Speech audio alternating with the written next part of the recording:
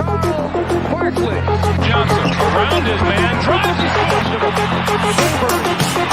Davis scores over Mark Jackson. Stoudemire scores. Mike Jackson. What a defensive effort that time. And Crowder looking for alley-oop. Kevin Durant. Break it out here. With the long one, won't get it. Long rebound. Finds Booker. This is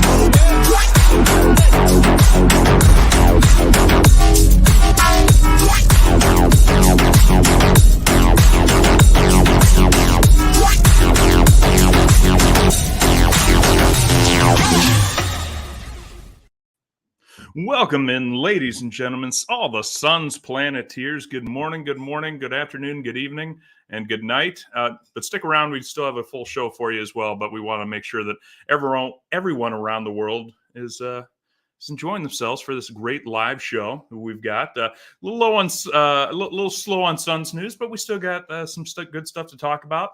And to help me talk about it, you already know me, Jake, aka Fallen Founder, but let me talk to you about these guys right here. We've got the Thriller from Manila.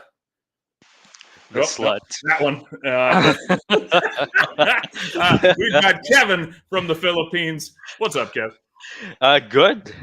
Yeah, it's slow Suns news past couple of weeks, but we have some stuff to talk about, and it's really good to be on here with you guys on Father's Day Eve. Let's get rolling. Well, we're very excited for you, especially for that new shoe deal, which I think we'll be able to show off to all the Suns Planeteers next week, maybe, if we're lucky. Is that what you're hearing? I was hearing that earlier on the show, but and yeah, I am ecstatic. Absolutely. Well, Katie's got a shoe deal. Book's got a shoe deal. Why not Kevin? It just makes sense. Philippines, big market. Another big market is down under, where there's a lot of thunder down under, and that's being held up by Hamo. Hamo, say hi to the people. Hi, people. What's going on, Planeteers? Very happy to be back. It's been a minute. It's Father's Day in the Philippines tomorrow. That's awesome. Happy Father's Day to all our Filipino viewers. Believe it or not, it is a global holiday. All of us will be celebrating Father's Day, Hamo, and it is not exclusive to the Philippines. But so shout out to all the dads out there. Jimmy Hamilton, I'm very sorry, mate. I'll give you a call tomorrow. That's right. I can't wait till you call your dad. Hey, Dad, happy Father's Day in the Philippines. Love you, Dad. What? So, yes. That's a crack up. That's great. Well, and we also got the man behind the mic, behind the screen. Until we come up with a better nickname, I think we've got him as Josh the Phantom. Josh, if you want to say hi to the people, feel free. I am muted. Hey guys, how's it going? You can't hear him, and neither should you. That's the great thing about you. I'm the Phantom. I don't talk. I'm a ghost. I'm silent. All right. Ghost. Thank you, John. Cheers. Exactly. Just the Filipino fathers, only to them. I don't have kids. I don't know.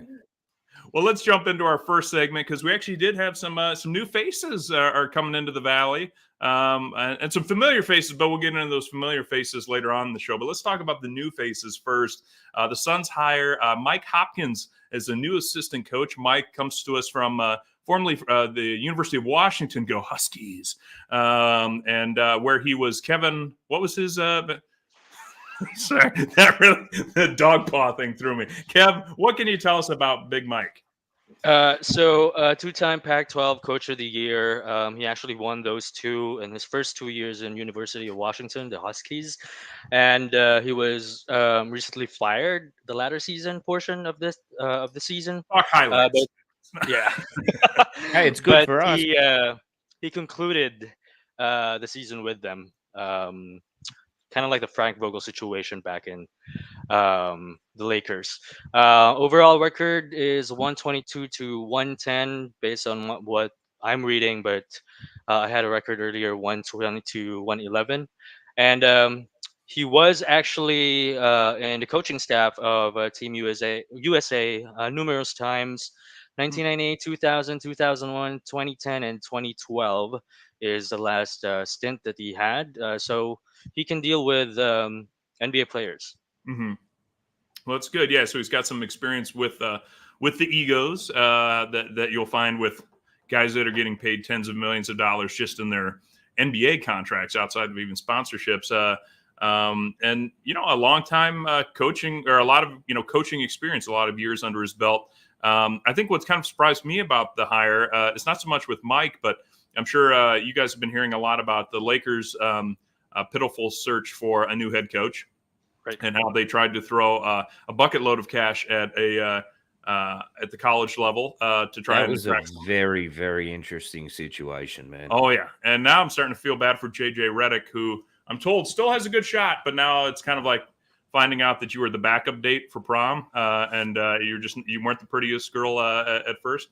But what's interesting to me is I think I had heard something along the line, basically that we're not seeing a lot of head coaches go from the college ranks to the pro ranks anymore, or at least not head coach to head coach for sure. But we see a little bit more maybe from head coach to assistant line. But so, Hamo, how do you think that this impacts the Suns to bring in somebody with, he's not like a hot shot, college coach. He's got a lot of stuff under his belt, seems to know how to run a program. Look, I don't mind it. If it was me personally, I'd be trying to embrace the new environment. I think, college players are a lot more hungry, a lot more trying to develop their craft, so they're passionate about it. Whereas some NBA players, after a certain amount of time, just tend to take the money and chill. I mean, look at Ben Simmons.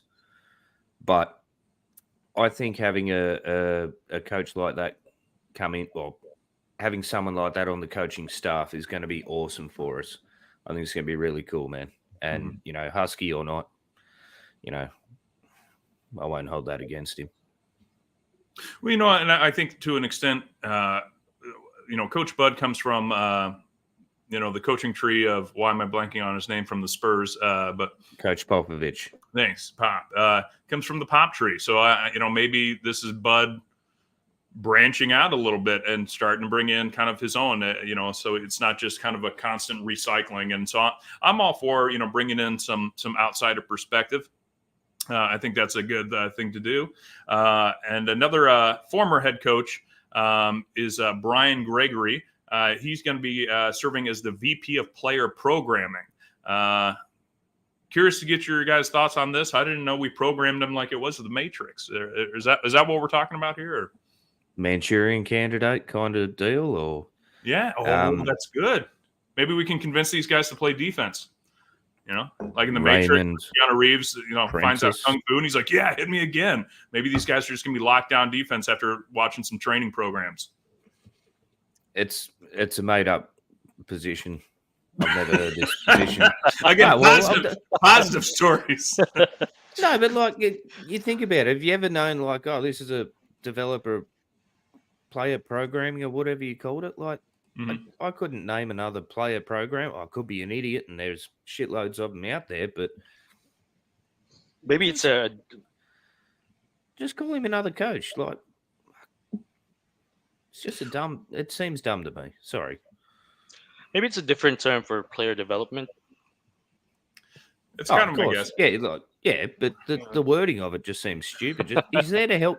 He's there to help the players. Not a problem. You're just a staff member. Sweet. You don't need 14 syllables to describe what you do. Well, see, that's when I think of player programming, I kind of think of, like after school activities. Hey guys, we're done with practice, so the whole team has to go watch a movie together. It's part of the player programming, where we're going to bond together. And if you do recall, Popovich actually is a pretty big fan of that. And I always still think of that story that I read where I forget exactly which player it was, but it was I think it was one of the European players on Pop's team, and Pop found out he was a big fan of Coldplay. And so he was, they said, what do you want the team to do with you? And he goes, well, I think it'd be fun to go see a Coldplay concert. And as you can imagine, the whole team did go. And I'm led to believe that they all enjoyed it. But about half the team was like, this band sucks. I'm not like you don't imagine a lot of NBA players sitting back like listening to Coldplay a lot. But this one player apparently did, and Pop said, hey, it's important that every player basically like we get to know their likes, their dislikes. It makes you work better together as a unit. And I think it does. So maybe that's going to be a little bit of kind of the approach with player programming. But this guy was a head coach at Dayton. Is that right, Kev? I believe so. I haven't done an extensive research about him, so you're kind of like blinding me about this. But if you say so, yes, then he is a Dayton He was coach. head coach at Dayton, Georgia Tech, and South Florida. Okay, there we go. Yes, see all those schools, and those are schools. Apparently, and they're real schools. They're not like Western Iowa Tech, which is like a University of Arizona. That's a real school too, really? but like Okay. they don't have a sports program. It's an online one, isn't it? Northern Arizona? I'm not sure. But those are, internship. Those are the new faces that we're probably not going to see too much of, except for Mike. We'll see him probably sitting behind that first row a little bit this season. And, it's always kind of interesting to find out. I never saw so many people interested in who was the assistant coach as I did with Kevin Young this last season. I don't think we're going to have the same kind of attention span to the assistant coaches this year.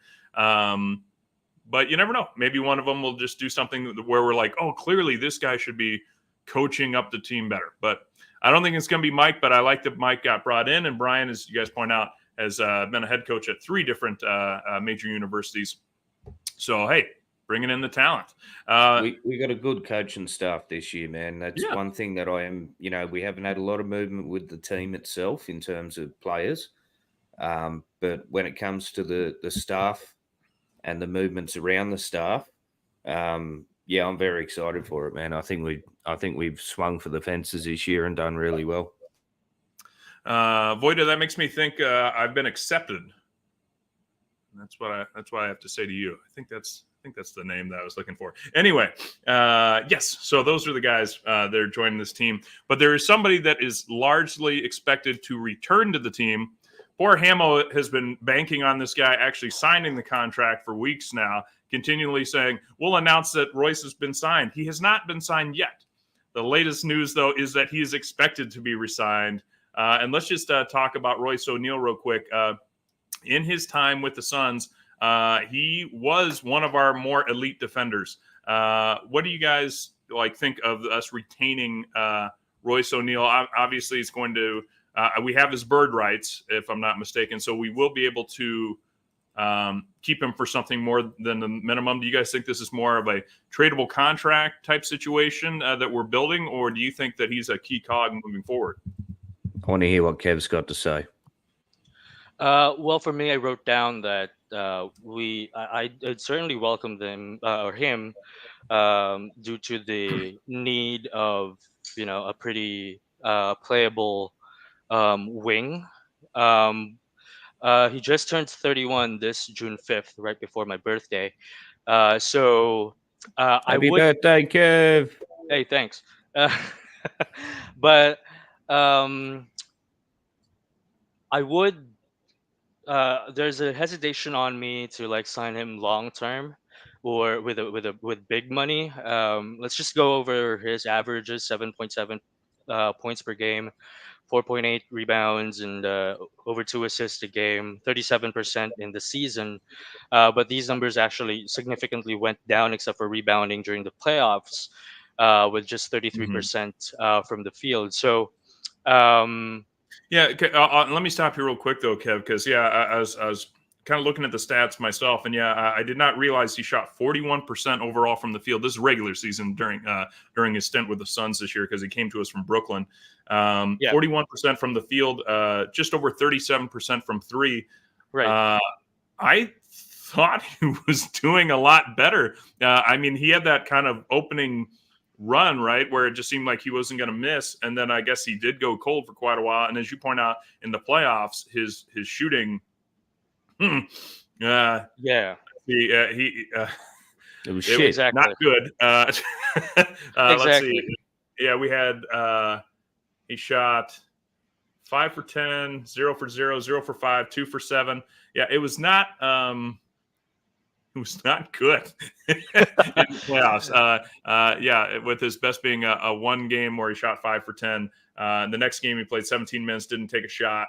24 minutes in game 3, 0 for 5, 0 for 4 from 3.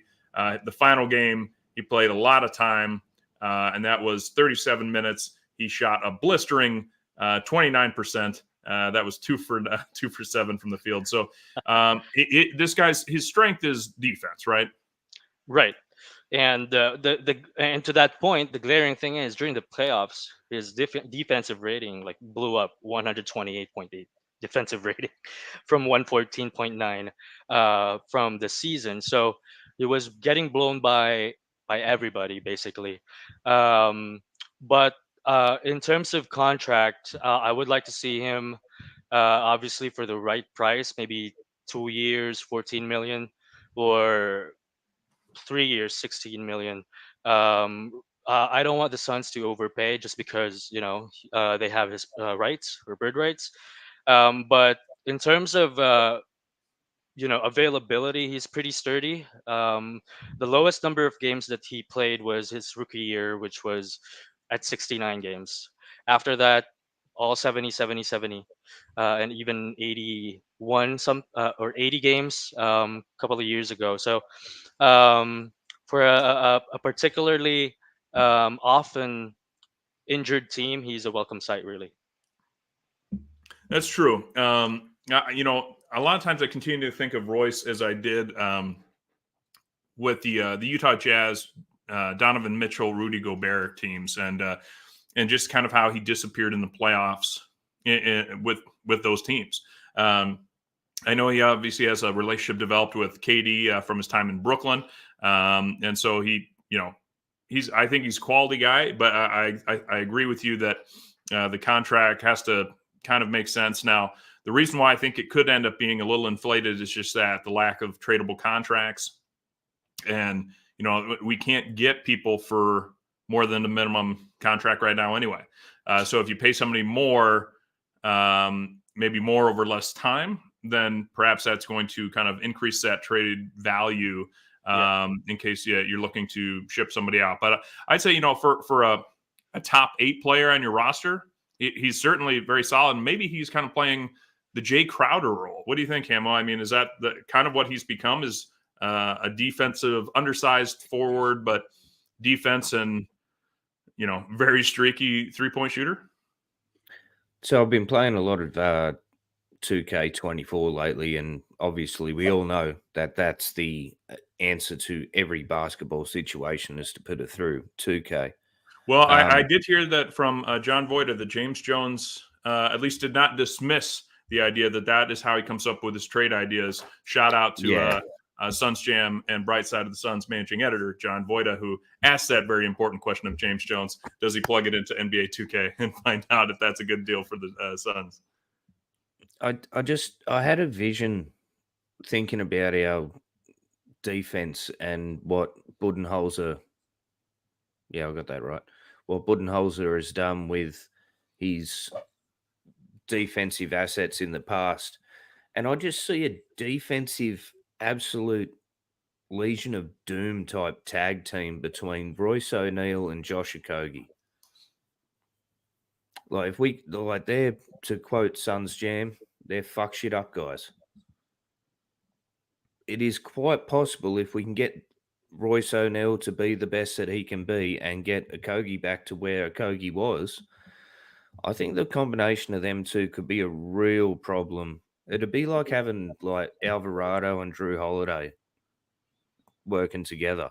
Like they could really, really just annoy people on the defensive end. So, yeah, obviously it all comes down to money, which I always refer back to Kev because I'm not that smart. But I would like to see Royce O'Neal back. Like you said, his connection with Kevin Durant, the time in Brooklyn. We did get another assistant coach or something from Brooklyn as well, someone on the coaching staff. So hopefully familiar with him as well and can bring out the potential in him, man. Hopefully. Mm-hmm. Well, I mean, he is 30 years old. I don't want to say he is what he is, because heck, I mean, as we well know, right? Steve Nash only seemed to get better with age, and we've seen it with kind of much more so in the modern NBA. I think there's a little less physicality. So if you're a skilled player or you want to develop those skills a little bit more in that second half of your career, it is possible. Hey, was that the Gangnam guy that is showing up in that video clip for Royce O'Neal? I thought for a second, Gangnam Style was there. He had the shades on. Psy. Yeah, Psy. yeah, that's right. Psy. Yeah, that's a throwback. I think just one more point, Jake, is that I think the glaring point of the Suns' improvement, or that needs to improve, would be like the offense from the bench. Um, if you would rely on Royce O'Neal to bring that, then you're not doing a really good assessment of your team.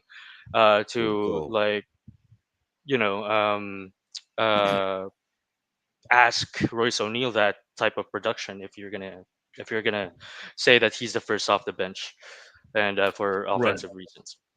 Well, and I think that's going to come down to. I mean, obviously, it's not our decision; it's the coaching staff. Yeah, I wish it was our decision, just like it is in 2K, right? But the reason why I'm thinking is okay. Right now, for example, Grayson Allen is the fifth starter. I mean, if all things remain the same, Grayson is that, and he led the league in 3-point percentage. You usually don't want that guy coming off the bench if he leads the league in something like that. But do you guys are you guys more of the philosophy of, hey, let's blitz people out of the gate, our 5 best offensive players, or do you think in this case, I don't think we have 5 strong defensive players that we could roll out, so I'm not even going to entertain that idea. But do we go 5 kind of offensive heavy hitters, or do you do, the big 3, Nurk is going to be your starter regardless, and then like a Royce or even maybe a Josh Okogie, and say, okay, we have to have that fuck shit up guy. We have to have that perimeter defender that can grind somebody down, their best shooter, and make it difficult on him. What's your guys' philosophy? Do you want that irritant one guy in your starting lineup that gets a little extra minutes, or do you want just bombs away, elite shooting, and then and then have your defensive attack dogs kind of come off the bench? Hamill, let's start with you on that one. Look, we've all been, watching. Well, maybe not all of us, but been watching the Mavericks and Celtics series and how they staggered Luka and Kyrie in separate teams, kind of thing, separate units, I guess you'd call it. Look, I think your second unit could benefit from not starting everyone. I think your second unit could definitely benefit from having Bradley Beal and Royce O'Neal and people like that. I don't think it's necessarily chuck everyone on at the start and like just go crazy with it. You know what I mean? Mm-hmm. So I'm kind of more for the staggering kind of effect. Okay. I think the problem's going to lie in our forward center position more than anything else. We don't have enough manpower to have a strong enough rotation there. But yeah, I'd definitely be staggering the rotation. It's what I'd be doing. Okay. Well, and I mean, obviously, we haven't had the draft or free agency yet. So, I mean, a lot of the personnel decisions are very much up in the air. But Josh, from a philosophy standpoint, where are you at? Do you want, one of your best defenders in that starting lineup with the big 3? Or do you want, an elite 3-point shooter? Did you just call out Josh or me? Was that me? Was that for me? I heard me, but yeah, I wanted to make sure it wasn't me too. I don't know where the ghost is talking from, but we'll go to Kevin for this one. You know what? Just call me a slut and then be over with it. When you talk about the new shoes yet, Kev. But anyway, in regards to the question, I think we have tried that all season long with Allen, Bill, Book, and KD at the front, at the starting lineup, and then you have Nurk at the center. I think that philosophy has been tried and tested, and it's not good. The least I could say, because we bow out first round. So I would try and mix it up. Like probably, I know you said that essentially we don't want to have people who's leading the league for 3 point field goal percentage to be coming off the bench.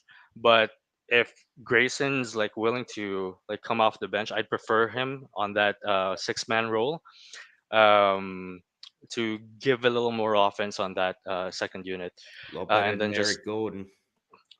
yeah, well, Yeah. better than Eric Gordon, definitely, no question about that. And just let Royce do his thing on the first, on the first or the starting five. Yeah. Okay. I'm going to go Could the you other way. imagine what that's like? Grayson Allen comes off the bench and drops 18 points. I Like, get what you're saying. it- I get what you guys are saying. bang. I think the up tempo approach that Coach Bud is going to instill that Vogel did not. Because Vogel, if you play at a slower pace, your defensive numbers do look better because there's going to be fewer shots, so the total points are going to appear lower, by your opponent over the course of the season. I think you leave in Grayson. Here's my theory why. I think this Suns team needs to take the first shot. I don't think we're a counterpunch team. I think you have to come in and throw a Hailmaker right out of the gate.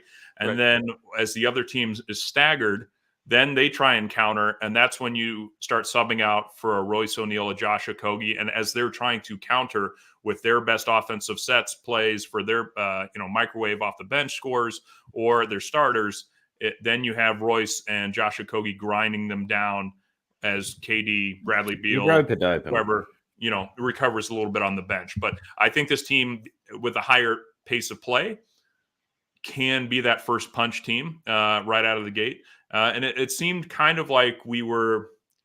I heard John say it a lot, and on Suns Jam after each game, it was they're playing with their food tonight. They were playing with their food, and that was so many times the case when we did see the big three playing together. It was like, why are we letting them stick around? Why are we taking more difficult, long distance, contested deep twos? That are low. We have great shooters, but like, should we be doing that, or should we be trying to run up a 20-point lead and hold on to it? I think that's more the pace we have to go, but it's hard to project that much in the future because, as Hamill points out, as he's trying to breathe, that we're going to have a lot of new faces coming in because the offseason is just getting started. But speaking of offseason, a lot of people have been talking about point guards. In fact, I see our buddy here, Michael, was talking about getting he wants a mobile big in the paint, and Nurk's not him. Correction. We're going to be looking at point guards, mobile point guards. That's what I read at first when I looked at that. So shout out, Michael. Shout out to you. But we're actually not going to talk about bigs today. We're going to talk about the top 5 most gettable point guards on a minimum contract. And we're going to start with Mr. Kev in Manila because he took the first guy off the board and said, I want to talk a little bit about him. So go ahead and introduce number 1.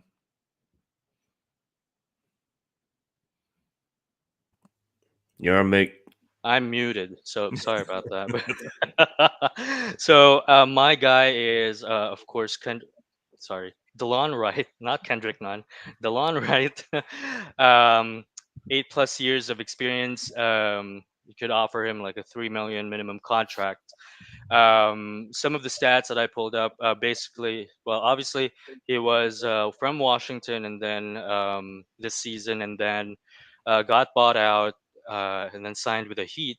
And in the 14 games that he played for the Heat, he averaged 20 minutes a game, 5.4 points, 2.6 assists, 36 point or over 36% in 3-point shooting, and get this, his turnovers are under 1 per game.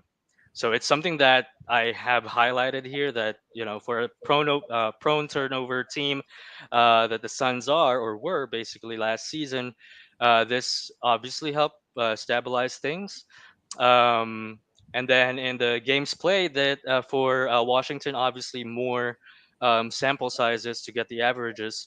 13 minutes a game, or just below 14 minutes a game, 4.1 points, 39% from the field, 36 from 3, and 0.3 turnovers per game in his 13 minutes. So um, it, this is the main reason why I want him. Like I said, he's a low turnover guy, playing mid minutes for the team, and get this, he's a defensive guard. He averages, or league average was 0.9 for point guards and steals.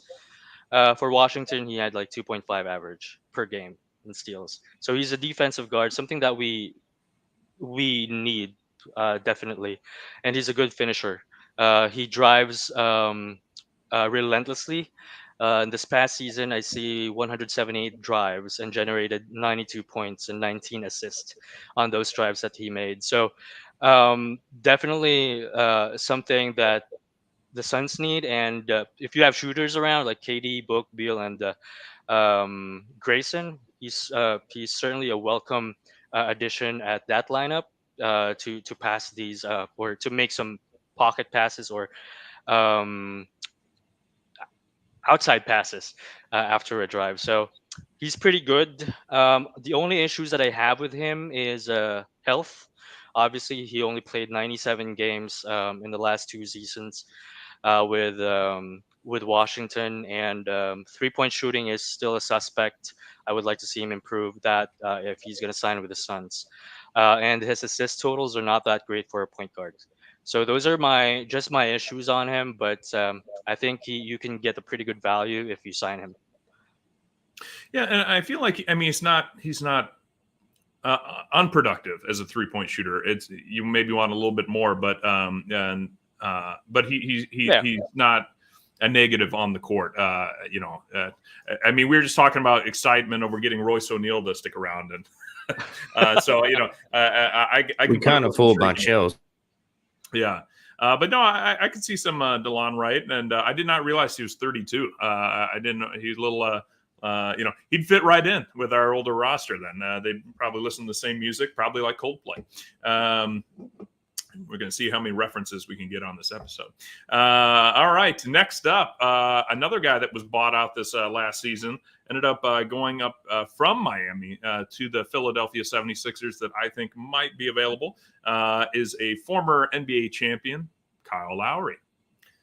Kyle Lowry, at this stage in his career, I don't think he's going to be looking for a ton of money. I think he does want to compete for additional championships. At least that's the hope. He's a little undersized at just 6 feet tall, but he was productive after he left Miami. He was averaging just over 28 minutes a game, and he was shooting over 40% from three-point land. So he's still pretty effective, an 85% free throw shooter.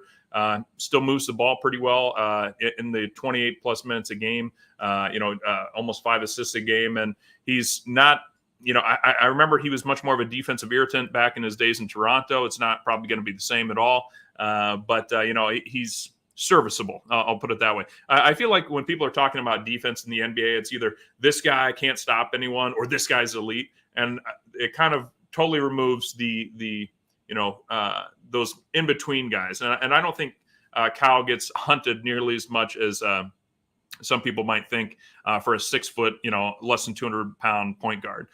He can still be good, and I think especially coming off the bench, effective. A former champion and a former team leader with Toronto should be able to blend right in with a team like this. So, any thoughts on Kyle Lowry joining the team? Oh, look, I've always liked Kyle Lowry, man. He plays with. He's a weird body type, man. He's kind of like CP3, where he's sort of bottom heavy. He's got a big ass for a little dude. Sorry, can we back that up? What was that? He's like short and tubby, like he's bottom heavy. You know what I mean? He's got a big. Let's go back to what you were talking about. You like guys with big asses? Yeah, basically as point guards. Josh, Definitely. Can we clip that? Looks like we're at about 34 for plus a minutes. Point guard. We're going to want to hear that one over and over for the rest of the week. Yep. Straight up. It very much reminds me of when Charles Barkley said, when you're in the paint and you're banging a dude. Right. If you want to be a good point guard, you better have a big ass. Hey, that's where the power is going to come from. Fuck me. That's got nothing to do with big ass point guards either. No, by the way.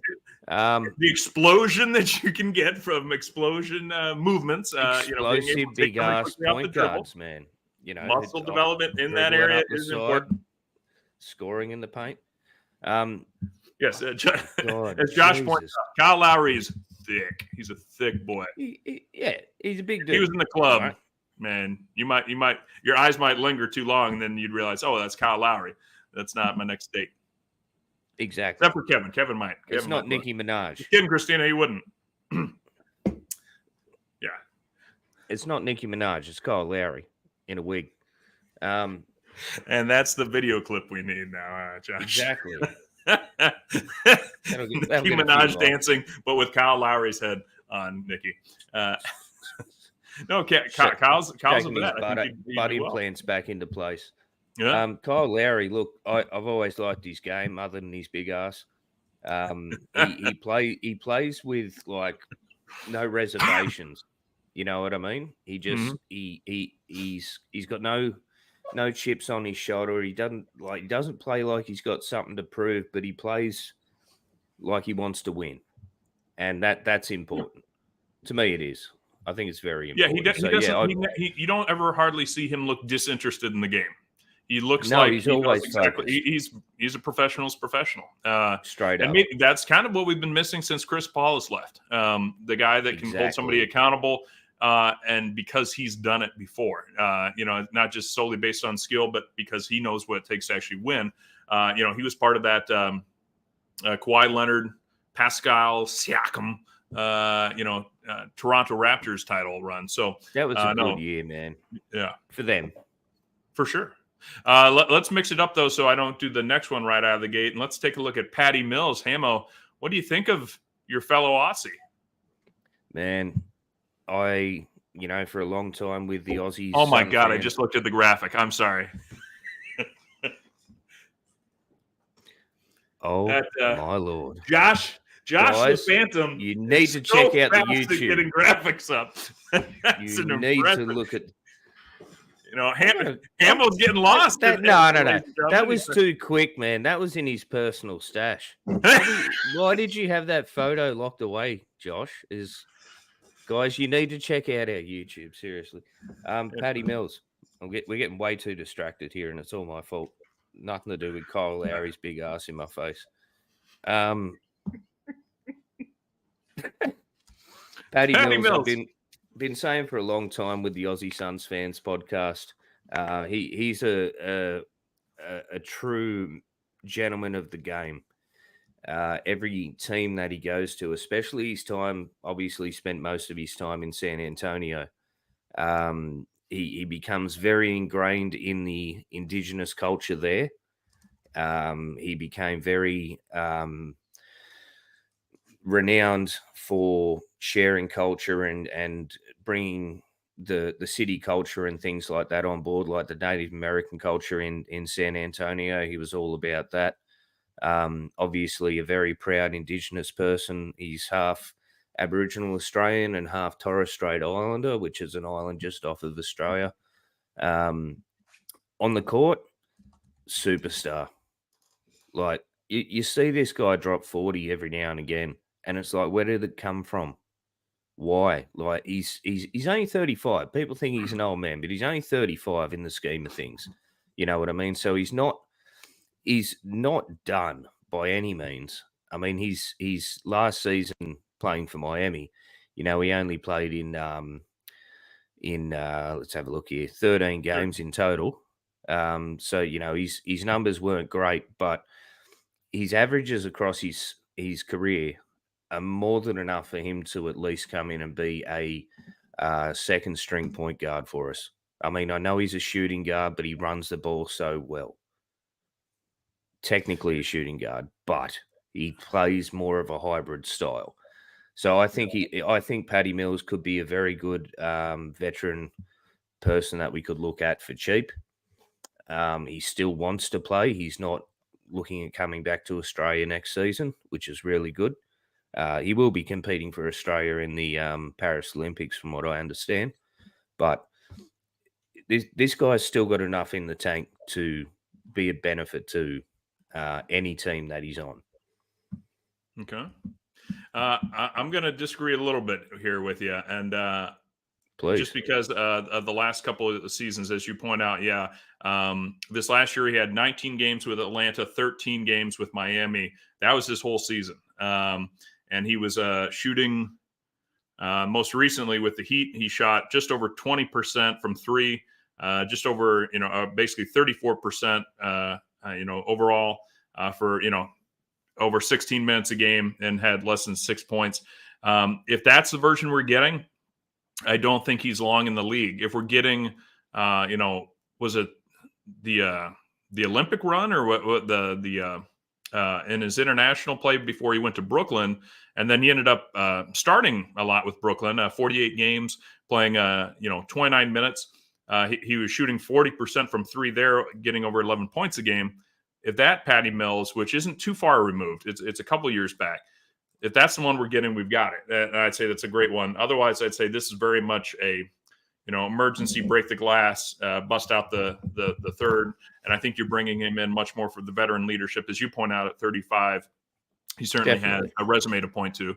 But, good that the graphics brought back up. Sorry, I got distracted again by Kyle Lowry. This is it's going to throw me a little bit. And you brought up a good point there too, Jake, and I'm glad you tried to not tried. I'm glad you counterpointed me on this. You talk about games played, and you look at the last few seasons. It's like, okay, this season he only played 13 games, like you said, 19 with Atlanta as well. So he scored 76 points with Miami in those 13 games, scored 51 with Atlanta in his 19 games. If you jump back only 3 years before that, with one of his great seasons in Brooklyn, 923 points. That's 923 points that could benefit the Suns. That's the Patty Mills that I believe we could get if he comes to it. Like, Patty Mills played with some great players, man, no doubt, but he ain't had a team like this. Yeah, it may be an opportunity for him. It may be his swan song, but he's cheap. He's reliable. I'd go in on Patty. Yeah. Yeah, I don't think it's not a for sure no. That's for I mean, his time in Brooklyn with KD, as you point out, they had Harden and Kyrie there. So if we're talking about putting him with our big three, then maybe we see his shooting splits go up, because was he trying to do too much on his own in Miami and Atlanta in his brief stint? So we'll see. We got a couple more to get through, though. Next up on deck that I had picked up was Spencer Dinwiddie. This guy's kind of had an interesting career the last few years as well. So Spencer got bought out of his Brooklyn contract and immediately went over to LA, where he is very hopeful that LA will re-sign him. It's like his childhood team. He's from the LA area. Prior to showing up in Los Angeles, he was playing over 30 minutes a game. He was, he's not an elite three-point shooter, but he is a big guard, a defensive guard, 6'5", and he can get to the basket and draw contact. He was averaging just over 12 points a game with Brooklyn in his 30 minutes of play, and getting 6 assists with it. If he's interested, I mean, would he take a minimum contract? I'm not sure. Obviously, Brooklyn thought it was better just to buy him out and send him out. And his interest is in LA, but I could see Spencer coming in, especially as kind of a harassment guard, to kind of spell our big three a little bit here. And like I said, his shooting numbers aren't what you'd hope to see, but his ability to kind of get to the rim, draw contact. He is a good free throw shooter, shooting about 80% for his career. He can mix it up and get other players involved. I like Spencer, and he's not over the hill. I mean, 30 years old. So Spence could be a very solid pickup, especially if you could get him on a minimum contract. I'd be here for it. What do you guys think about Spence? Go on, Kev. I think for Spencer Dinwiddie, this is the last season, 10.5 points, 4.7 assists, and 33% beyond the arc. I think that I would be on board in getting him. I just don't know what type of player he is in the locker room. Obviously, he had some run-ins with, I don't remember the name of that player, but yeah, I think they had some beef. Who was it? Do you guys know? Well, what was he? Was he complaining that the team was being run around Mikal Bridges in Brooklyn? I Was think he I think complaining that was about one of it. the twins? I think he was complaining about the offensive concept, or maybe he's complaining about Ben Simmons. But yeah, like and that's a tough one then to read into, right? Because I think everyone Right. complains about Ben Simmons because Ben Simmons is is a bit of a problem to have on your roster over the last few years. So is that mean Spencer Jeez, is I the wish bad I'd locker only room been guy, saying or that for he was just 5 being years. honest? Hamo, we know you like Ben deep down. You want him here. Well, hey, I'm down for a Ben Simmons if it's a minimum contract. Get But fucked, Kevin. No way. I'm sorry. I'm dropping all type of couthness right now. Okay. I'm so That excited. man. This is going to be our first sponsored show too, and we're doing the late night Aussie show version. Thank you very much but for Fansided and SB Nation, by the way. Yeah, But there you go. also, no, Ben Simmons, no, fucking no. we get you, Jaime. Okay, so no Ben Simmons. We're not even going to go into him, but let's go into an interesting guy that if you're a Suns fan, you either love this guy or you hate this guy, or you love to hate this guy, and we might hate to love this guy. But Jose, you say Alvarado. I like him as avocado. Hamo, talk to us about the man with the delicious delicious food next to his name. Man, calling him avocado got the Aussies in so much trouble. I love Avocados this are guy. awesome. I don't know. Is that yeah? Avocados are freaking Yeah. sick. I don't know what the Yeah. problem is. They put it on toast Everyone now. loves They charge $10 avocados. They're for toast. expensive. Everyone loves them. Over here, $14 for 2 or something. I don't know. I don't go shopping. This guy is the optimum of annoyance. He absolutely shut down not shut down. He completely disrupted Chris Paul in our series against the Pelicans a few years back. This guy is an annoyance on every single opposing team. It does not matter about stats for me when it comes to this guy because it goes back to what I love to do, the eye test. And this bloke can be a pain in the ass for anyone, especially Kyle Lowry. He can just get under the skin of anyone and throw them off their game. I think he's only young, man. He's only 26. He's like 3-4 years in the league. And this cat has so much potential, not only on the pain in the butt side of things, like being like a Rodman, being like a Gary Payton, getting under your skin, trash talk, and bumping chest still and all that. But the cat can ball too, man. This dude, I'm really, really high on this guy. If I had my choice, this would be the one.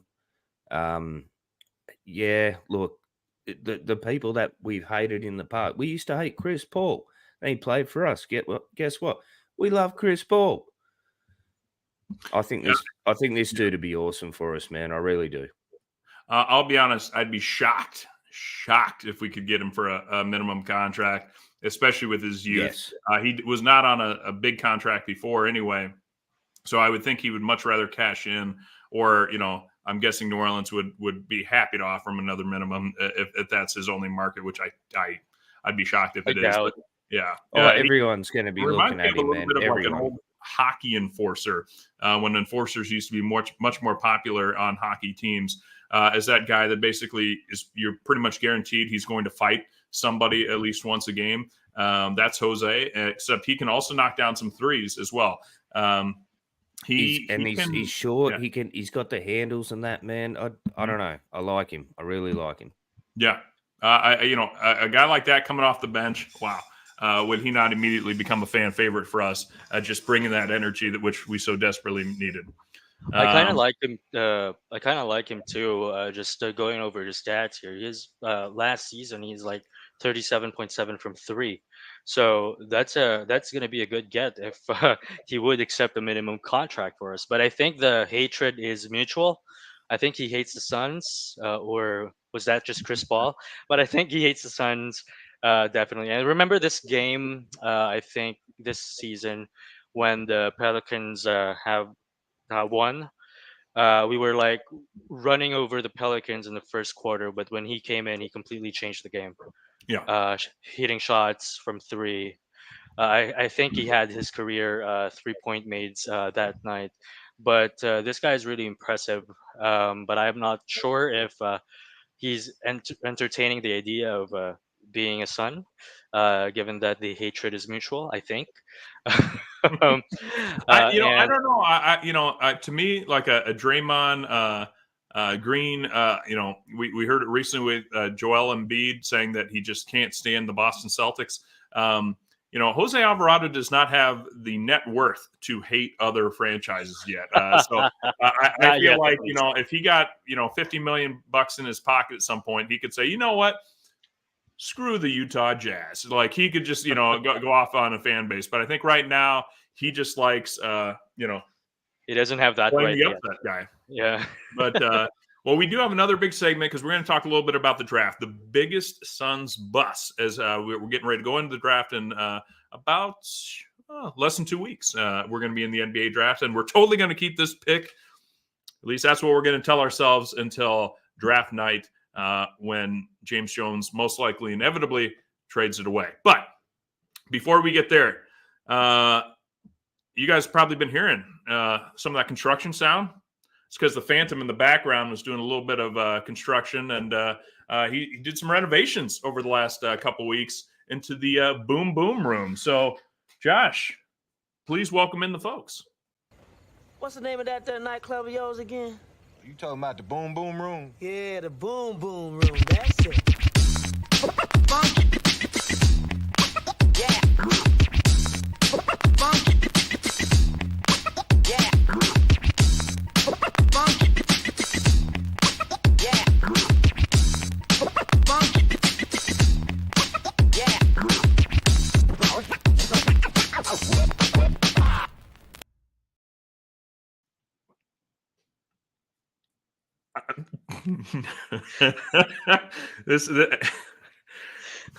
Yeah. Sorry, audio listeners. We have seen things that we have never seen before on this podcast. Ladies and gentlemen, there's 147 of you looking at the screen right now. We'd love it if you could drop a like for our man Josh, who told us he told us he had some work for us. I appreciate there's so much detail in this, in case you guys aren't seeing the screen right now, that we got all the members of the Suns Boom Room in here. We got Hamo's dancing with Luca's mom. We got Patty Burke river dancing. Shout out to our favorite Suns backup center, Pat Burke. I can't get over what Emma was doing. Emma Stone was getting low. She was. I did not know she had those moves. She really. There's a lot going on here. There's just a lot. Kevin and Josh has some moves too. There's the Guy Fieri. Like Guy Wood, he kind of hangs out in the back, but he does. There's so much going on here.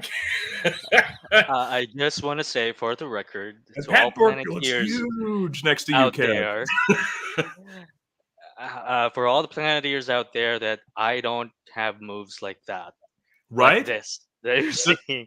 The best thing I can say right now is that the fact that Kevin has this streaming on his personal Facebook account, so that all of his friends who ever doubted this man, at the high school dances, he was holding back, so he did not embarrass you in the Philippines. This is game breaking information right here. I'm so glad I just danced to the incredible. intimate songs in the prom.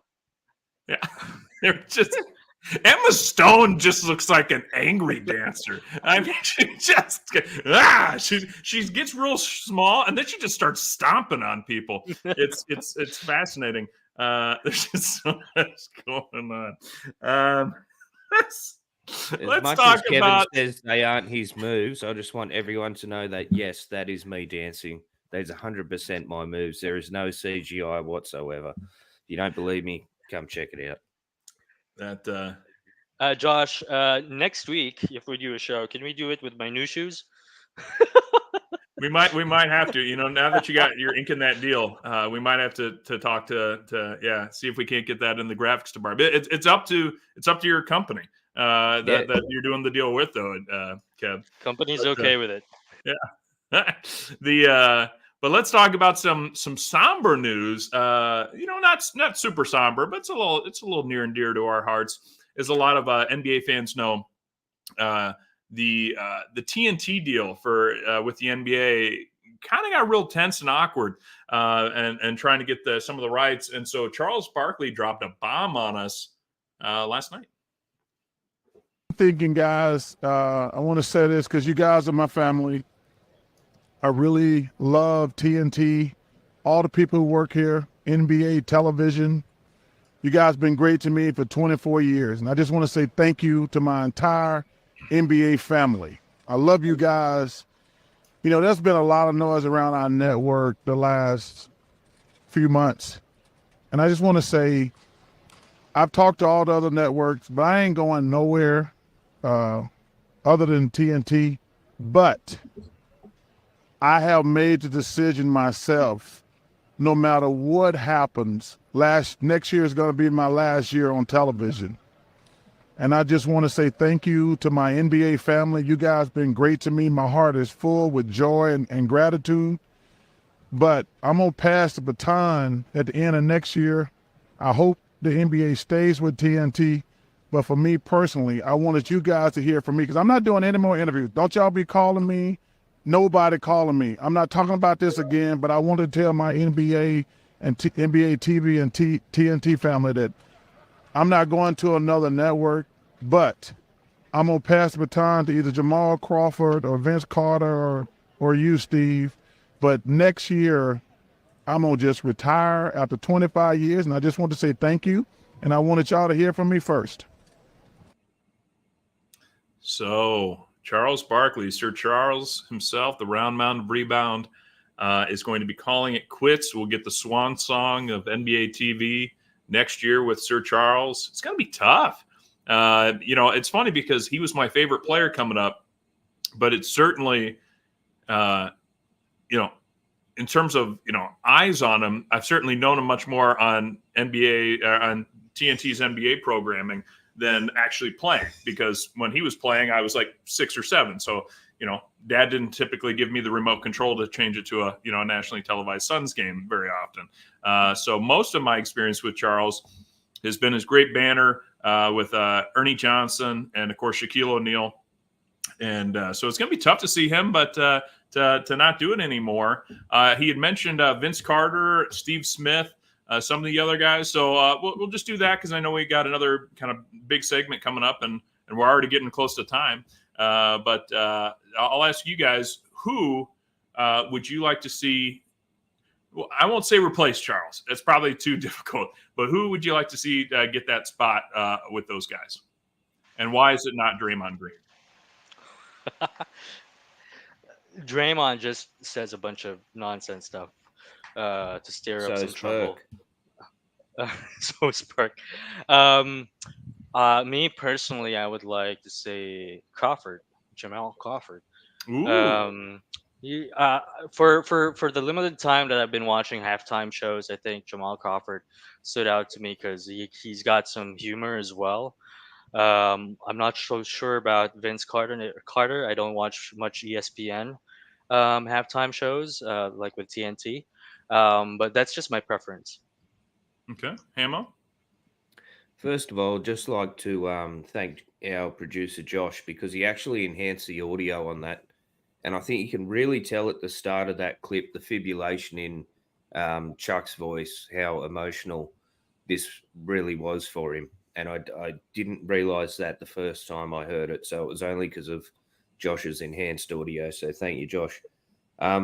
It's very hard to try and replace someone like Sir Charles. I don't think any of the names that he put forward would be a character enough to replace him. If I'm thinking of ex players that are characters, Gary Payton's the only one that's coming to mind. Gary Payton? Gary Payton. I did not even know the he senior. was. Yeah. No, he's not. He's not. But I'm just talking about former NBA players that are media characters. Like they're funny, they're entertaining. I can't think of anyone other than him that could even come close to filling Barkley's chair. So, yeah, one thing's for sure. I'm not a Steve Smith fan. I like the man's game. I think he was a great player. I've seen him break down some of the games, and I'm just like, man, I don't know if the booth is right for you, or kind of commentary, that kind of stuff. I just don't think he would mesh well with the group. I would like to see somebody, Charles and Shaq were kind of in that 90s into the early 2000 run together. There's got to be somebody from the next generation that has retired. And I don't know who that would be necessarily off the top of my head. But I think there's other people out there that could be connected with, and I'm just going to throw names out. I have no idea if they're interested or even if they would, do something like this. But a Chris Bosh or Carmelo Anthony, or somebody from kind of the LeBron era, as the LeBron era is starting to sunset. Dwayne Wade has done a little bit, but of course Dwayne's going to be part owner of the Jazz, or he's part owner of the Jazz.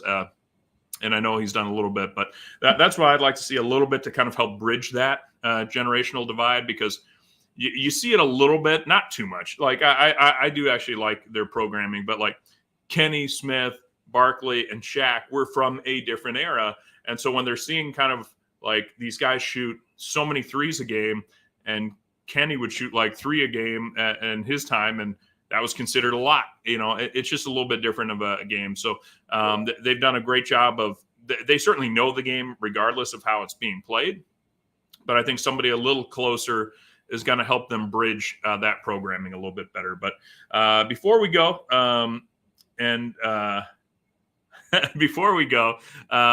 what's up, Ty?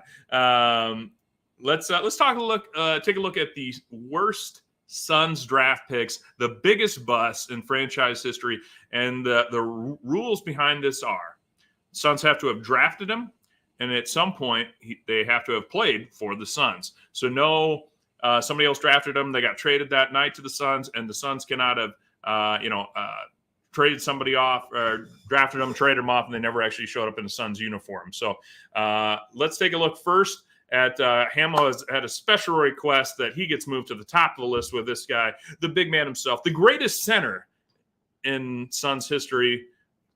Just kidding, not by a long shot, but Alex Len. Hamo, is he a bust? Oh, that's why you had to go off screen for a moment. Sorry, continue. Oh, and you got to come off mute. And I have to come off mute. I had to get into the appropriate era, uni, to talk about Alex Len. Now, here's why I say Alex Len is a bust. First round, 5th overall. I don't really need to say much more than that. You're drafting anyone that high in the draft, and their production is anything less than stellar, you're always going to have problems with it. So drafting a person of that size and that potential talent that high in the draft is blasphemy, reprehensible. It is just crap. It was supposed to be more, man. It was supposed to be more. And yeah, I don't see it. I don't see he's done anything in his career that's worthy of him being drafted as high as he did. Case closed. And see, I'm going to counter you, because I have, and I know this is coming because I told you about it, but a lot of people are going to point out the 2013 draft class was weak. Let's talk about the guys that came before Alex Len. Anthony Bennett, former Suns guy as well, except he never actually suited up with us. He might be actually one of the biggest NBA draft busts in NBA history. Anthony Bennett was taken by the Cavaliers at number 1. Number 2, Victor Oladipo. His career never really got to where it was supposed to be. He is much better than Alex Len. Otto Porter Jr., Cody Zeller, and then Alex Len. After that, I mean, you're looking at Nerlens Noel, Ben McLemore. There was a CJ McCollum and Giannis. Yes, we can always, of course, point them out. And Michael Carter Williams was the Rookie of the Year, who then, after he won that Rookie of the Year award, you never heard from Michael Carter Williams again. So I don't know, Kev, am I pushing back too hard? I get what Hamo's saying. Number 5 overall, you expect somebody to contribute. But who is contributing from this draft class? I think you could point out a few people who had longer careers than. Well, Alex Len's still playing, right? Yeah, Sacramento he's still going. Kings. Yeah, he's still in fact, around. We could get him up for his son's minimum contract. Bring him back. Bring him back, right? Back. But I think when we were coming up with the list, I looked at the people who got drafted after the player, like you pointed out, and their actual production and their pro comparison before they were drafted. I'm not sure who was a pro comparison for Alex Len was, but certainly, you get picked that high, and you average like 5.4 points and 3.9 rebounds for 4 seasons. Certainly, it's a total bust. Total bust. Okay. Well, that breaks the tie. Bust it is. Well, Kev, let's stick with you then, because one of our favorite cartoon characters there at the bottom of your screens, ladies and gentlemen, from was it called Game of Zones? I think was that YouTube Bleacher? series. It was fantastic. Oh, It was that was probably the so only good. thing good about those terrible years for the Phoenix Suns. And that was when That's right. I still remember that scene too. It was when the horrible Sacramento Kings meet up with the horrible Phoenix Suns, and they said we should form a house or a team together called House Sun Kings or King Suns. And then they said, well, why do you want to join with us? And they go, because we heard you had a dragon. Talk to us about Dragon Bender. Dragon Bender, the 7'1" from Croatia, 4th pick overall, and in the 2016 draft. Total bust, if you are to ask me. He was drafted ahead of some notable names here: Jamal Murray, Sabonis, and Siakam, the NBA champion. So his early comparisons were Kristaps Porzingis and even Joakim Noah per ESPN. So, well, obviously, he didn't turn out to be any one of those players. He turned out to be me. And for 3 seasons, he averaged 5.3 points, 3.8 rebounds, and 1.2 assists. I think there was so much expectations in Dragon, given that he was picked 4th in the 2016 draft. There was a lot of upside that the analysts or the draft analyst guys have pointed out. His 3-point shooting, he's mobile, and his passing, I think, was one point that the Suns were hoping that he'd develop, because he was a great passer. I remember there was this off season, I think it was a preseason, where he showed actually his potential. But when the season came about, and he averaged 25.2 minutes that game, 2017-18 season, his averages was just disappointing: 6.5 points, 4.4 rebounds, and 1.6 assists. He's a good 3-point shooter, though, 36.6% during that time, but he never really came into fruition. No, yeah. I mean, I remember I was certainly one of those guys that was just like, okay, just got to give him more run. And it was because there was really no other options. It was him and Marquise Chris, and Marquise isn't doing much either.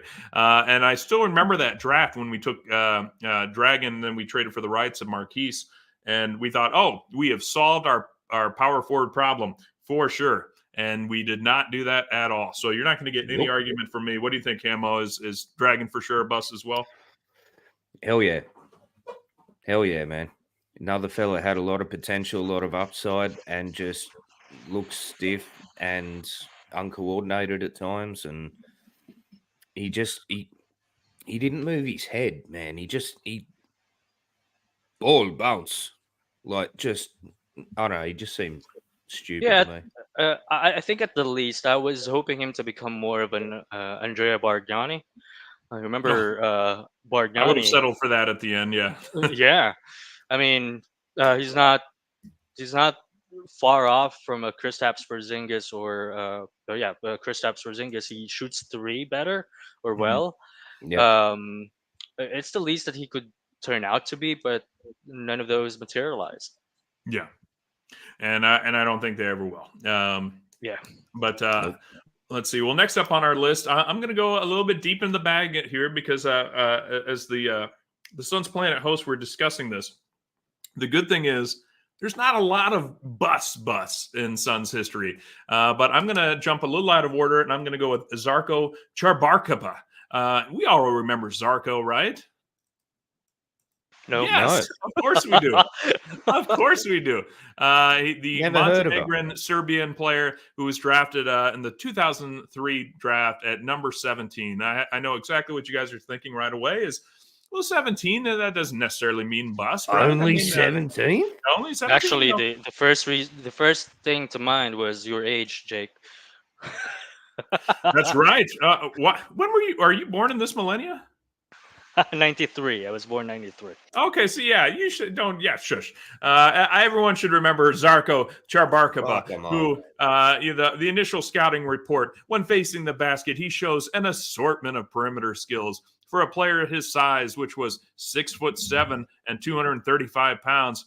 He's extremely mobile, showing the ability to run the floor with ease. Wonderful set shooter when given enough time. They said maybe he needs a little, needs to improve on his defensive anticipation. Was kind of the knock on him at the time. And so, although many of you might not recall Zarko Charbarkapa, let me just tell you that in the 2003-2004 season, he played 49 games, just over 11 minutes a game, had 4 points. And then in the next season, he played 3 games before getting shipped out to Golden State, where he would play for a year and a half before he was out of the league. You don't usually see that with a lot of first-round draft picks in the top 20 that are like out of the league basically within 3 years after their rookie contract. But Zarko was certainly one of them. He did have to deal with injuries a lot. But let me just point out to you the bigger reason why Zarko should be remembered by Suns fans as a bust. And that is the 2003 draft was the LeBron, Carmelo, Chris Bosh, Dwayne Wade draft. Now, I know what you're saying. Hey, all 4 of those guys, Jake, were drafted before Zarko. True. But after Zarko came David West, Boris Diaw, Josh Howard, Kendrick Perkins, and eventually Suns 6th man himself, Leandro Barbosa. So you have a lot of talent before and after Zarko. Yes. And that is why none of you remember Zarko Charbarkapa. So sorry, Zarko, but you are officially a bust. And I think, what's he up to nowadays? I actually had to pull it up on Wikipedia. I think he's involved with the, he's player personnel director at, I'm going to butcher this terribly. It's a Fenerbahce basketball in Istanbul. So he's busy in Turkey. That's the important thing. And hey, at least it's not player programming, right? So he's doing it's a job that makes direction. sense. Yeah, exactly. He's directing the personnel. He's not programming their the player programming. So but let's take a look at the next one. Another point is that thank God he's not along with Darko Milicic, who was drafted the same year. Yes. Oh, you know what? More people will remember Darko than Zarko, and that's because Zarko was number 2 overall. But Zarko actually became a decent defensive center for a few years, I think, towards the end. But yeah, you're very much right. And last I heard about Darko, he's like living alone somewhere on a farm in Eastern Europe. So shout out to Darko if you've got the internet and you're checking us out. We remember you. Yeah. I also remember, here's a random name of somebody that was drafted number 2 overall that you might not remember. I think he was number 2 overall. Remember Hashim Tabit? Oh, he was a monster in NBA Live. Right. And I believe NBA last he Live, was in wow. the Philippines, I think, playing for Really? a team out there for a little bit. I believe so. But in the sake of time, let's jump ahead to a guy that I certainly had high hopes for. And Hamo's going to take this one. This was the great Kendall Marshall. Tell us why he was a bust, Hamo. Oh, sorry. Wardrobe change. There you go. Kendall Marshall. Oh, my gosh. My God. Tar Heels. Get your shit together, man. Seriously, though. This guy was drafted, where was it? I was worried that was 13th your entire bit. overall. It's just like, get your shit together. And that's Kendall Marshall. Get your shit together. Hamo out. Yeah, exactly. No. 13th overall, man. This was supposed to be the start of a resurgence for the Suns in that era. This is one of the better prospects that we'd had in my eyes in quite a while. But just did not live up to anything. Just you only ended up playing like 4 seasons in the NBA. It was just, I don't even know where he is now. He's probably playing alongside Chartreuse Billboard or whatever his name is. But nah, it was just disappointing, man. I had such high hopes. I remember even watching that draft, and over here back then it was really hard to find that kind of coverage. But I had a lot of high hopes for Kendall Marshall, man, and he just disappointed me at every turn. It's really unfortunate. So I total bust. Didn't he play for the Bulls as well? I'm not seeing the Bulls. I'm seeing, let's see, he played for the Phoenix Suns and was downgraded to the Bakersfield Jam. Lakers, Milwaukee, Philly. Let's see, Delaware's 87ers, LA Lakers, Bucks, 76ers, before going to the Reno Bighorns, Agua Caliente Clippers. That was the most recent stop in 2017. He's actually been, as a coach, he did 2 years of recruiting with North Carolina. So he is officially moved on from the pro game, it seems. But yeah, he was taken in, 2011? 2012 is when he was drafted. And as both of you have disappeared, I will just go into my last one, which is Josh Jackson. I don't think this was a big surprise for anyone. Josh Jackson, the Rock Chalk Jayhawk. I think that's what they say in Kansas. But Josh Jackson. Or in prison. What's that? Or in prison. I think he's still playing somewhere. No. He might be in prison, but let's not assume. 2017 is when he was drafted 4th overall by the Phoenix Suns. I know I was certainly excited. I believe he led the college ranks in scoring that year, and I thought, okay, wait a minute, Devin Booker, Josh Jackson, we are building the timeline. We were going to have a timeline type situation with Josh Jackson, and he just. Oh, I don't know. Like this was the year after Dragon Bender. He had a massive chip on his shoulder, man. Yeah, after I thought, okay, Dragon Bender's got another year. Josh Jackson's in. We have Devin Booker. We're building a team. This is how it should be done. Josh Jackson just did not want to be very productive, it seems. He was only 20 years old at the time when he started playing with the Suns. Played 77 games his first season, started 35 of them, played over 25 minutes a game. Here becomes some of the problems. He shot just over 41% from the field, 26% from 3. He was not a good free throw shooter. He only got just over 3 attempts a game, where he shot 63%. Rebounds, just over 4 a game. Less than 2 assists a game. He had 1 steal and overall 2 turnovers, fouls 3, and points just over 13. He would then go on to have a very difficult next year with us, where we tried him again. 79 games, started him 29 of those, and he actually scored less, 11 and a half a game, even though he had basically the same amount of minutes. His three-point shooting did improve that year, but that's kind of the highlight. Before he was, there were so many things with Josh Jackson that went wrong with his time with the Phoenix Suns. I still remember the story of he was supposed to do, I think, a meet and greet at Fry's grocery store, and he just never showed up, and not just didn't show up.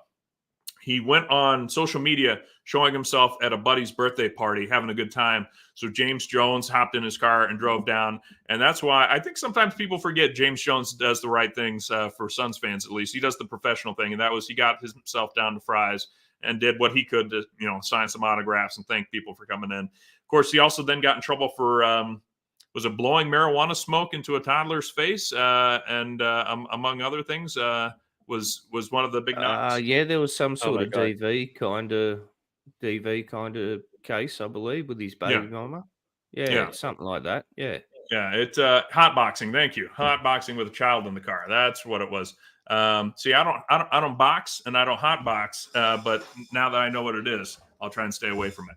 But yeah, it just like, it reminds me of a little bit. I don't know if you guys recall, there's a player named Shabazz Muhammad, who I believe when they were trying to initiate the rookies. Played here. Yeah. Oh, he got in trouble at one point because, if I'm not mistaken, they have like this class to try and teach incoming rookies how to manage their checkbook. Like you guys are going to make a lot of money. You're going to have a lot of things getting thrown at you. He tried to bring in like some local talent to the hotel that he was staying at, and like left the meetings or something like that while they were trying to basically teach him about things to look out for as you become a professional. And I remember I think he got kicked out of that deal. So it reminds me, talk about somebody number 4th overall, led college as a scorer, led Kansas for sure. And we had such high hopes for him. He just never panned out with us. And he really didn't pan out elsewhere. He went to Memphis, where he was playing 17 minutes a game. Detroit tried to give him a run, another 25 minutes a game.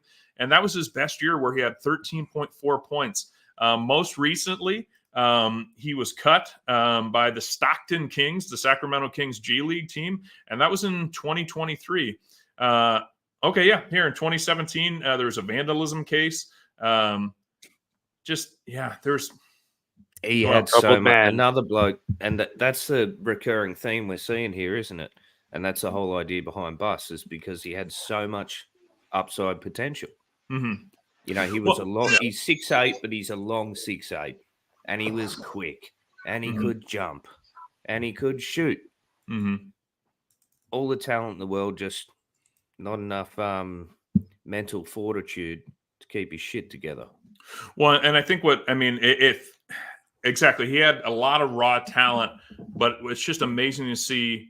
Like, he played very briefly. Yeah, in 2022, says Jackson, Trey Lyles were acquired by the Sacramento Kings in a deal, and then that was in February 10th of 2022. And August 31st of 2022, he signed with the Raptors, where he was waived about a month and a half later, which would have been before the season started in 2022.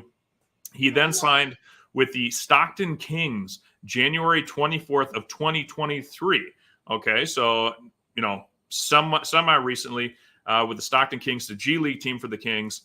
He was then waived by the G League team 4 days after he had signed.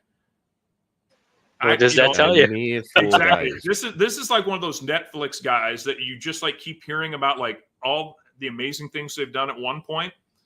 And then how as soon as they have to start being responsible, they no matter how many setbacks they have, they just don't figure it out.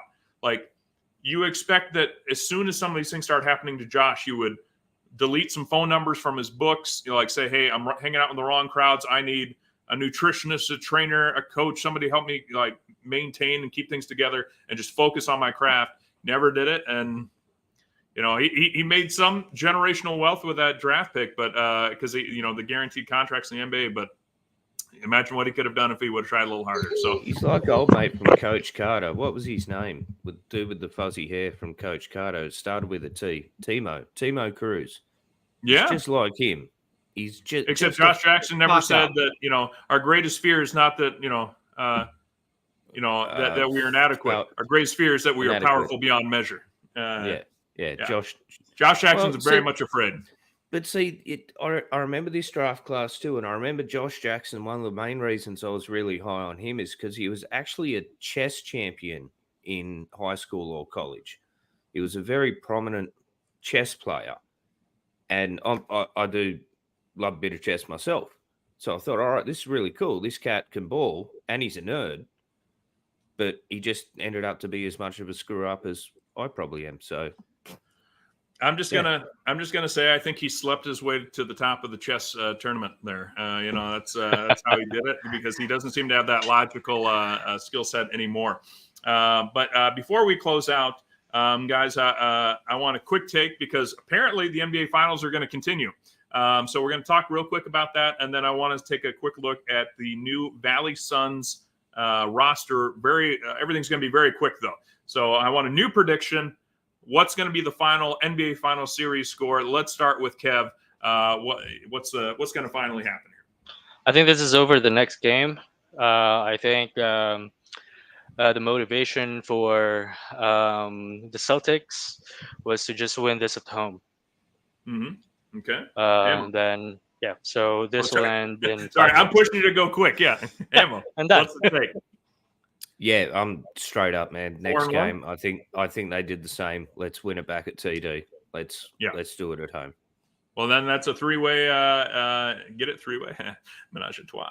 4-1 is my prediction as well. I think you go to the Garden, you go to Boston. Dallas wanted to prevent that embarrassing sweep. I think I had heard, if it was correct, that only 10 teams have been swept in the finals in NBA history. You want to avoid that, obviously, but only something like 4 teams have ever come back to force a Game 7 after being down 3-0. I do not think they're going to be a part of that magical list. And, of course, nobody has ever come all the way back to do it. So I'm predicting Boston 4-1. They're going to finish them off in Boston next game. And real quick, let's take a look at some familiar faces for the Valley Suns. I think Josh has that graphic up ready for us. He does. Fantastic. That's his work. But let's take a look, guys. Jahlil Okafor, taken before Devin Booker. He's now going to be getting a G League contract to play for Devin Booker's developmental team. Some other names I recognize: Denzel Valentine, Emmanuel Mudiay, and, of course, Theo Maledon. Actually, briefly was with the Suns, was that last year. Denzel Valentine was kind of the hope for the Chicago Bulls at one point. And Mudiay, I remember being a competitive, role player, but I don't recognize any of the other names. What about you guys? Ammo, I know you know one of these guys.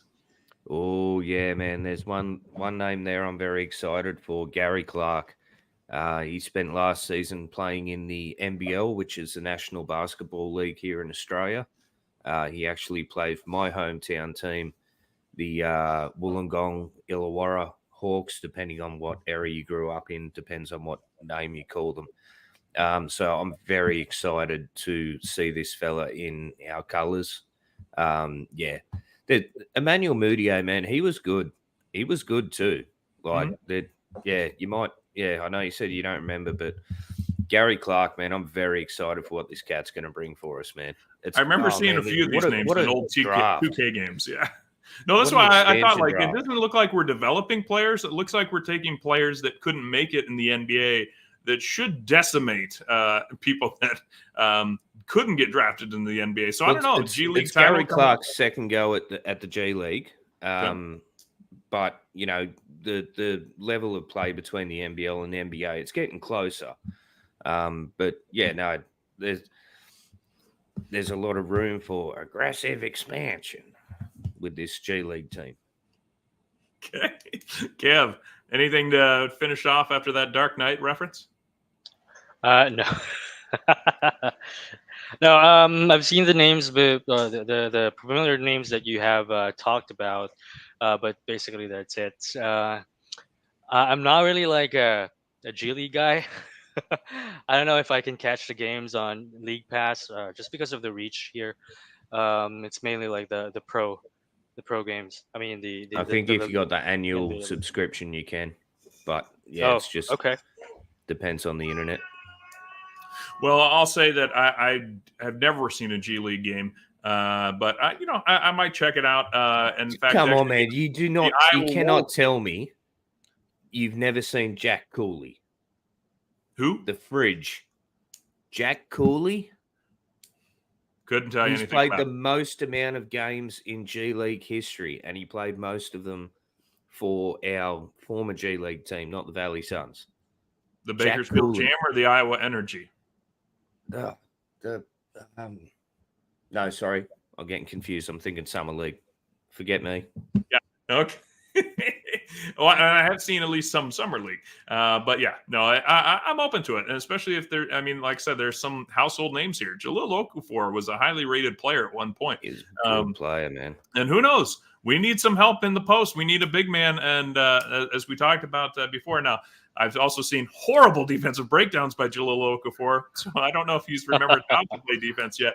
So maybe with a little extra seasoning, he'll be ready, and we can take a look at him. But let's see. We'll probably drop a poll after the show to see if a Suns player is a big fan of Coldplay, should he be allowed to drag his teammates there? I would say that's a definite yes. You got to go to Coldplay. I got to go see the concert. Hamo says absolutely Coldplay is number one, and we love to see that support from Hamo. And then Kev, of course, said that his wife dragged him to one, and now he's a better man. So apparently Coldplay is the band to go with. But I think that's it for us this week. Next week, we're going to talk about some of the best Suns draft steals, along with whatever else we can scrape together. But don't forget to leave a like. Be sure to subscribe. We appreciate you guys. And as always, Al McCoy, take us home. Wherever you are, whatever you're doing, stay with us as the Suns get set to shine here on their home court. Here's Perry. The guard hurt. Here's the jump shot. Good! It's good! Al McCoy with you courtside. Pumped up a three. Shazam! He ties it. ADA. Al and Tim up here. Right. Yeah. I know it's the ball. Happy birthday, baby. Here's Cameron Payne out on top. Durant, three-pointer straight away. Shazam!